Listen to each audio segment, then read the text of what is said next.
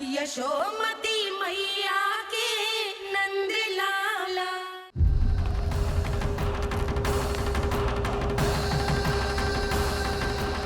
आप तो मेरी प्रतीक्षा में पहले से ही खड़े हैं यमदेव। तब तो आपने मेरी चुनौती के बारे में भी सुना ही होगा। कहिए, क्या उत्तर है आपका? मेरा स्वागत करके अपना राज्य त्यागेंगे या मेरा सामना करके अपने प्राण? हे असुर श्रेष्ठ, मैं आपकी अधीनता स्वीकार करने के लिए तैयार हूं। बस एक विनती है मेरी। शर्त को विनती का नाम देकर बहलाना चाहते हो मुझे यमराज? असुर राज मूरा के सामने शर्त रख पाओ, इतना सामर्थ्य नहीं है तुम में। इसका आभास है मुझे असुरराज, पर मैं आपकी अधीनता स्वीकार करूं इससे पहले आपको स्वामी धर्म का पालन करना होगा। मेरे पुराने स्वामी के क्रोध से मेरी रक्षा करनी होगी आपको। कौन है तुम्हारा पुराना स्वामी? भगवान श्री नारायण। और छोटी माँ मुरासुर को तो श्री नारायण से भी रक्षा का वरदान प्राप्त था ना? यही तो श्री नारायण की लीला थी बलराम। पर वो राक्षस अपने दम में जे समझ ही ना पाओ कि वो क्या भूल करने जा रहा है, और पहुंच गो भगवान श्री नारायण को चुनौती देने के लिए।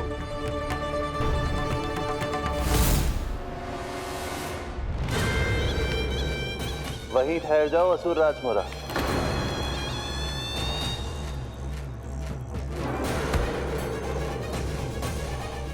यहाँ क्यों आए? आपको पराजित करने और ये वैकुंठ जीतने, ताकि मैं यमलोक का स्वामी बन सकूं। फिर आओ, युद्ध भूमि में मेरा सामना करो।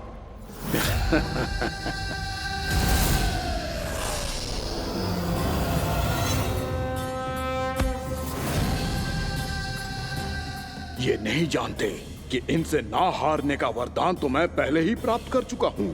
इसलिए युद्ध ठीक से आरंभ हो पाए उससे पहले ही इन्हें जीत लूंगा मैं।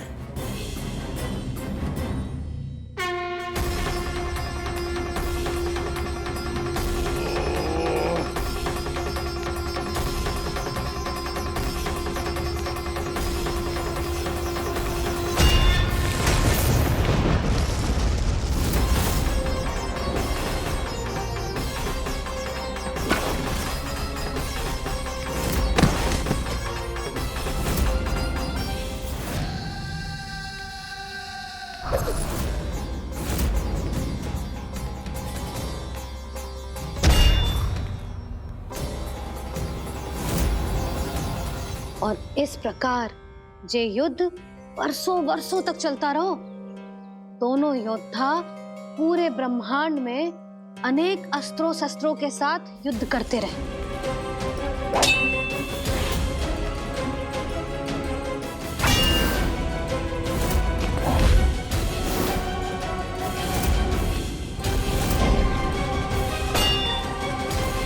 फिर क्या हुआ मैया?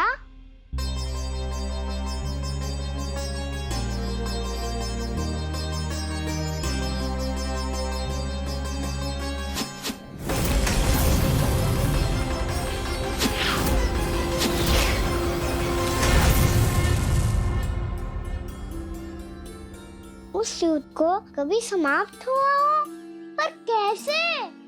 शीघ्र ही वो राक्षस थक गौ लल्ला।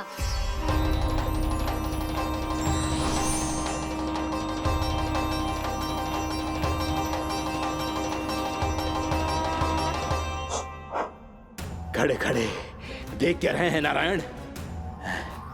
आक्रमण कीजिए,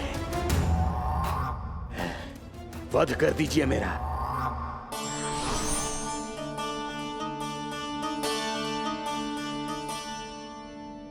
मैं तुम्हारी वीरता से प्रभावित हूं, इसीलिए इतनी थकान की स्थिति में मैं तुम जैसे वीर पर आक्रमण नहीं करूंगा। जाओ विश्राम करो।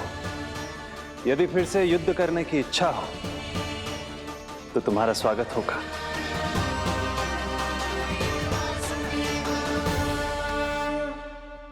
जे कह के श्री नारायण बद्रिका आश्रम चले गए। और वहां हिमवत नाम की एक कंदरा में ध्यान लगा के बैठ गए। उधर वो राक्षस विश्राम करने लगो। अनेकों दिन बीत गए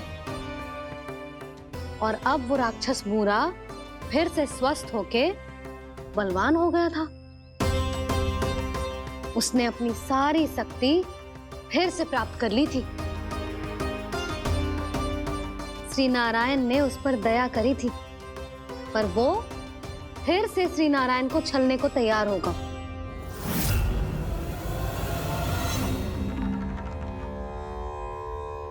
ध्यान में बैठे बैठे श्री नारायण योग निद्रा में चले गए,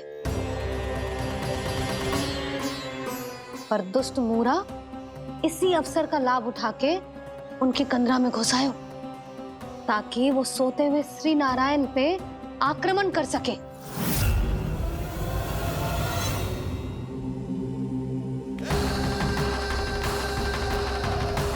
आज इस लंबे युद्ध को जीतकर अपने इस अंतिम शत्रु का भी अंत कर दूंगा मैं।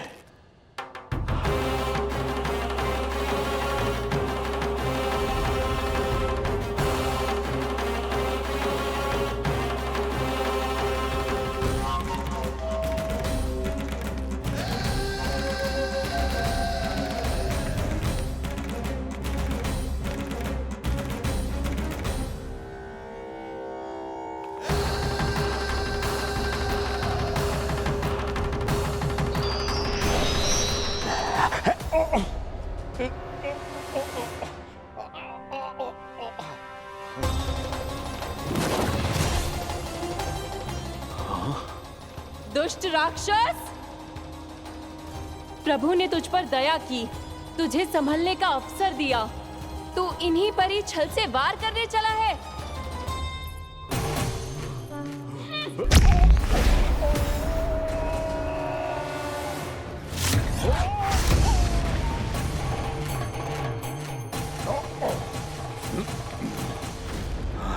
मैं अजय हूँ, मुझे कोई पराजित नहीं कर सकता। ब्रह्मा का वरदान है मुझे।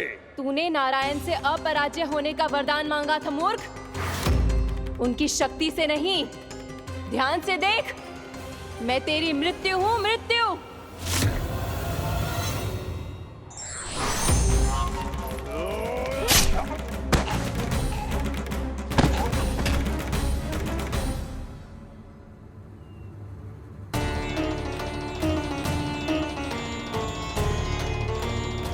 वो देवी कौन थी छोटी माँ? और कौन बलराम, वो ही तो थी देवी एकादशी।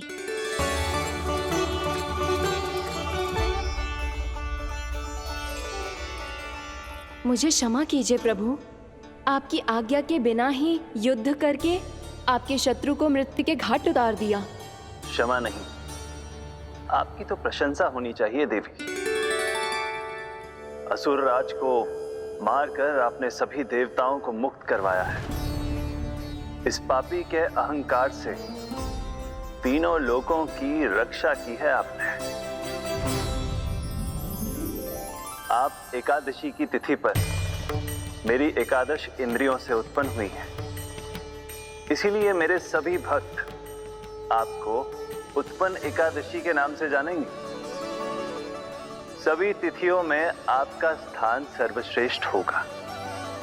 जिस तरह आपने राक्षस के आक्रमण से मेरी रक्षा की है, उसी प्रकार एकादशी के दिन व्रत करके जो भी भक्त आपकी कथा सुनेगा, मैं स्वयं उसकी रक्षा करूंगा।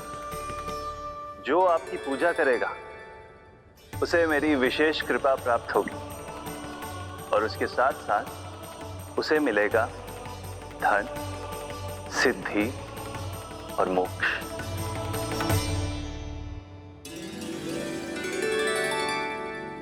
इसीलिए आज के दिन व्रत रखने का बहुत अधिक महत्व होता है।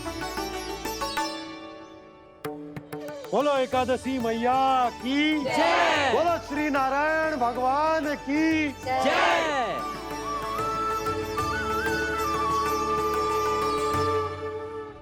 प्रभु की कृपा से एकादशी का महत्व भी पता चल गो और मेरा व्रत भी सफल हो गो।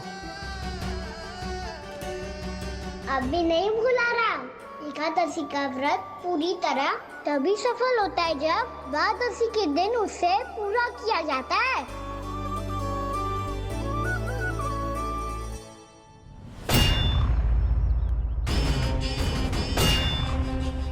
आवश्यक है आपको यह आभास होना कि उस विष्णु अवतार को पराजित करने के लिए आपके साधारण योद्धाओं में वो सामर्थ्य नहीं है। वो विष्णु अवतार कुछ अधिक ही असाधारण है।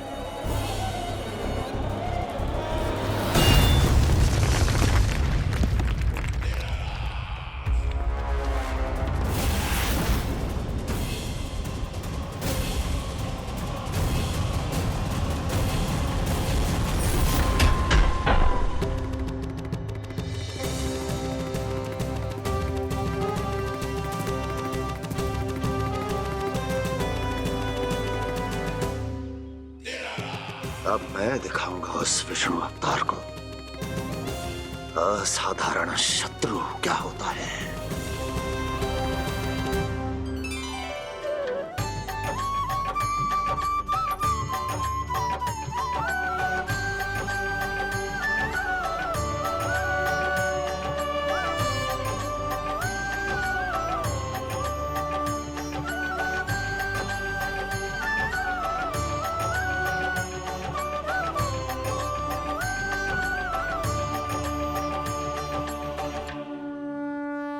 मामा अधीर हो रहे हैं, पर मैया ने मुझे अभी तक बाहर जाने की आज्ञा नहीं दी है। अभी उन्हें किसी और राक्षस को यहाँ भेजने से रोकने के लिए मुझे ही कुछ करना होगा।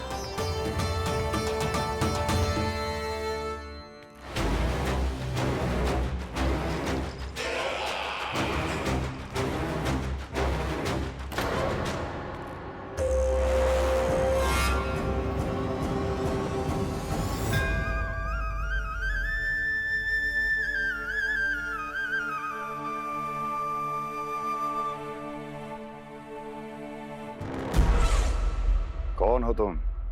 बचपन से ही मुझे मारने का सपना देख रहे हैं, फिर मुझे ही नहीं पहचानते।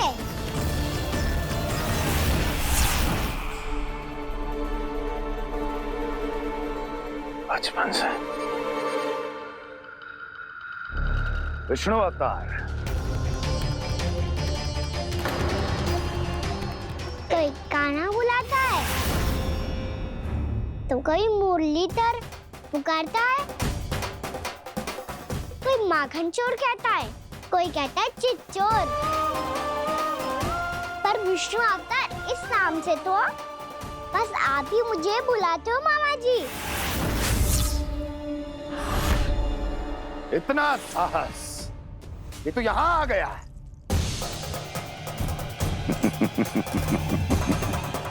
यहाँ आ तो गया तू विष्णु अवतार, किंतु यहाँ से जीवित नहीं जाएगा। तेरे इस शीश को तेरे धड़ से अलग कर दूंगा मैं।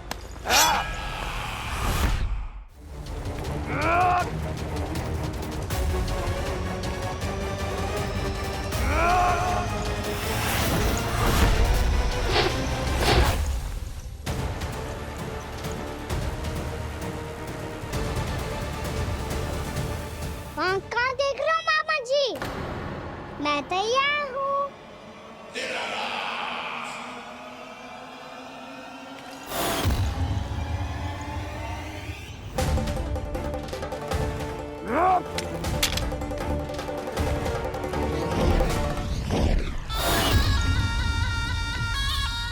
मामा जी, आप सदैव इसी तरह क्रोध में रहते हो क्या?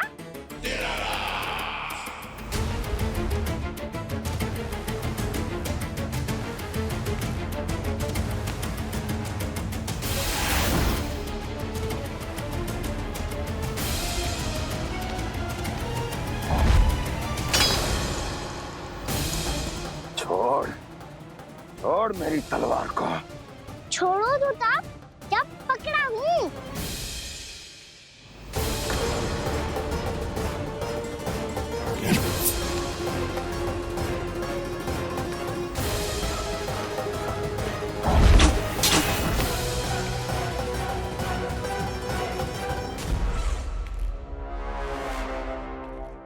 मामा जी,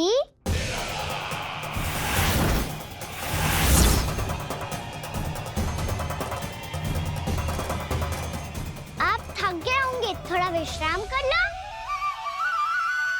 आपका तो पता नहीं, मैं अवश्य थक गया हूँ।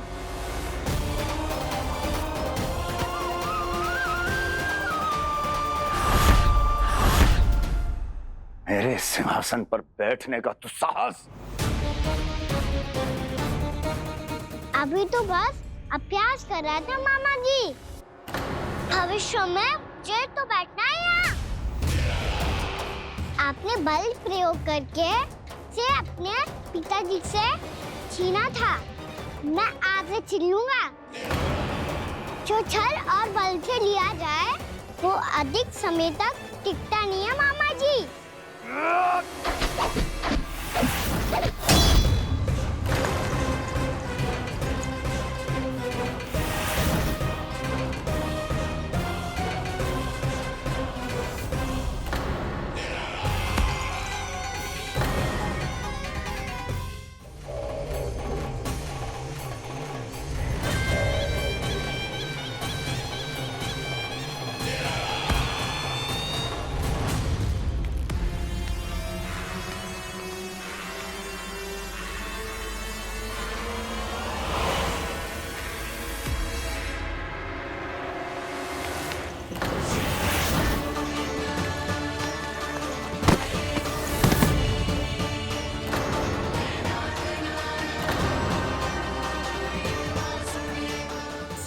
आपको ये सिंहासन छोड़ना होगा।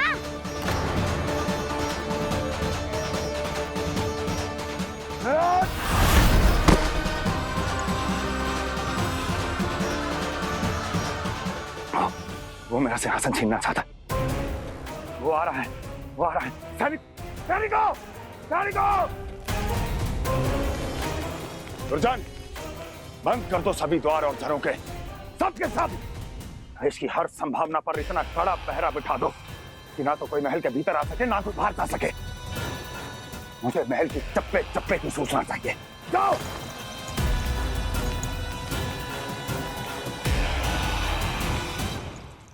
सिंहासन।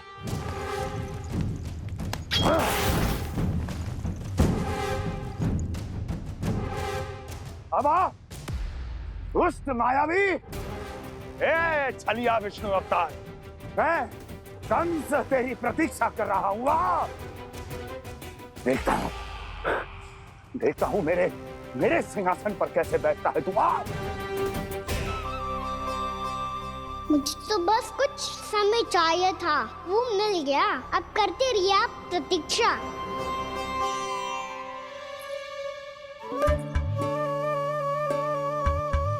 जी अपने आप से बातें क्यों कर रहे हैं जी?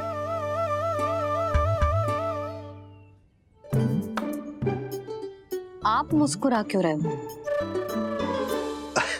ना कछु ना। बताओ क्यों मुस्कुरा रहे हो? तुम ही पर गए हो जी। जब तुम व्रत करती हो तो तुम भी ऐसा ही करती हो। इसी प्रकार भूख अधिक लगने पर अपना ध्यान भटकाने के लिए स्वयं से ही बड़बड़ाती रहती। होगा। आपको तो बस मेरा उपहास उड़ाने के लिए बहाना चाहिए।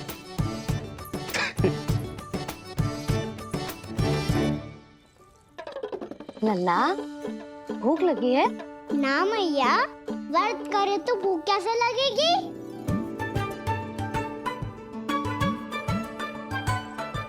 यदि लगी हो तो छोटे बालकों को थोड़ी बहुत भूल चूक क्षमा होती है। कछु ना तो फल तो तू खा ही सकते है। अब तो पूरे नियम और विधि विधान से व्रत तोड़ूंगा। कल द्वादशी के सुबह मुहूर्त के अनुसार। ठीक है।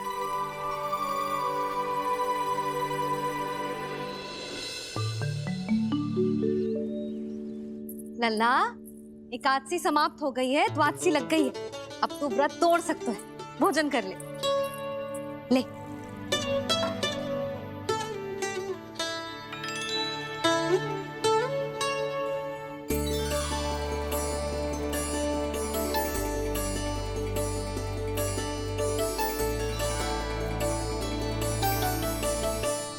आज तो कार्य कर लीजिएगा।